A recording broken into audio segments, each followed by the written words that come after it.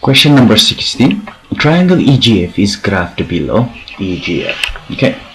The triangle EGF will be rotated 90 degrees counterclockwise around the origin and then will then reflect it across the y-axis, producing an image of triangle. Which additional transformation will map the image triangle back to its original triangle?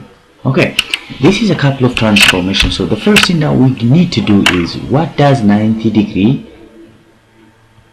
counterclockwise rotation means? Well, if this is the image, this is the first thing that we're gonna do, and or the pre-image, which is the original one,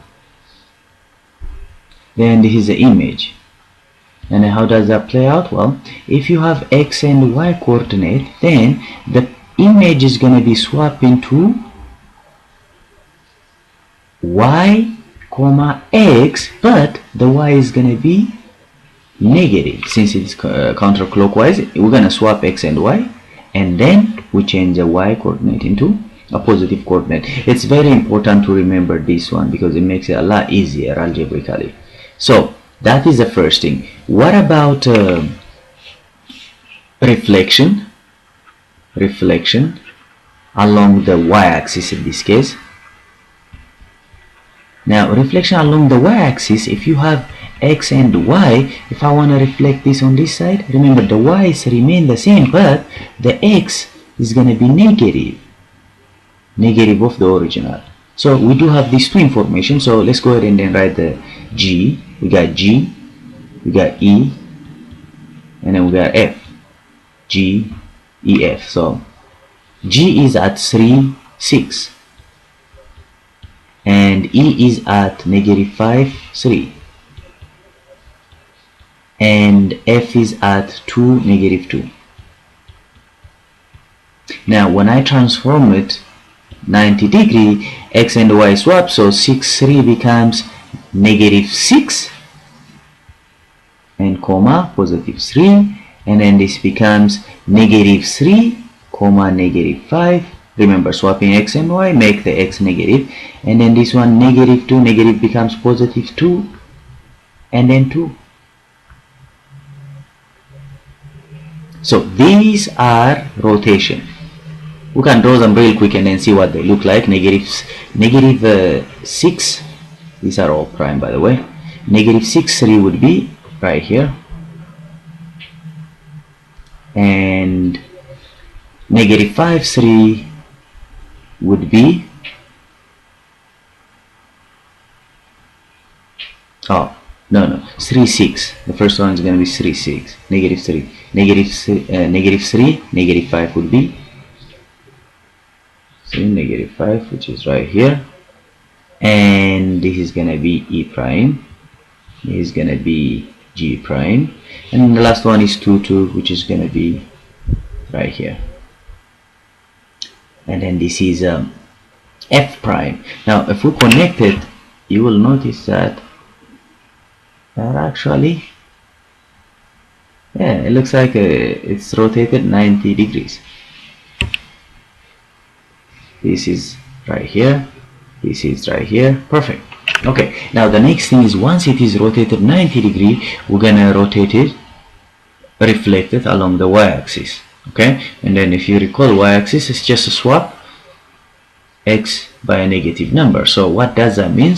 Now this is what you call a reflection along the y-axis, and then these points become G double prime. I'm gonna change the color a little bit so that you can see it. It becomes, the negative x becomes +6, and then 3, and then the E prime becomes +3 and -5, and the F prime becomes double prime. Let me go with double prime since we have the other one, -2 comma +2.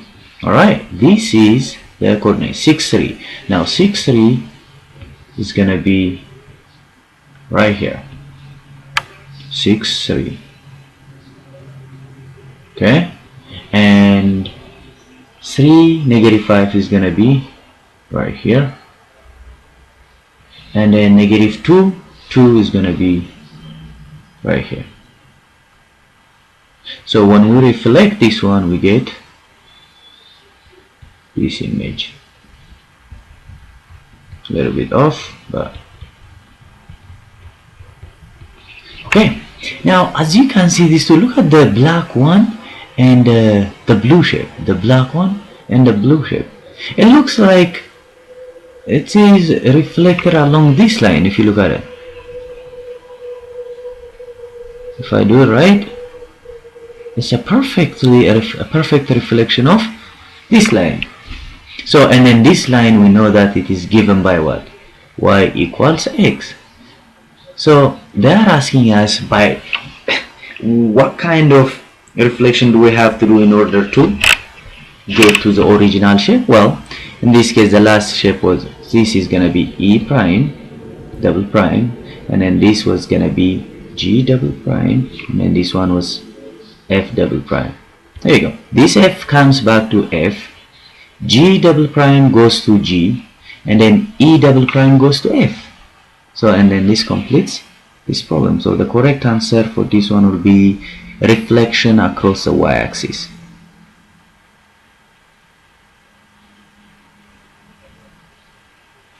Okay.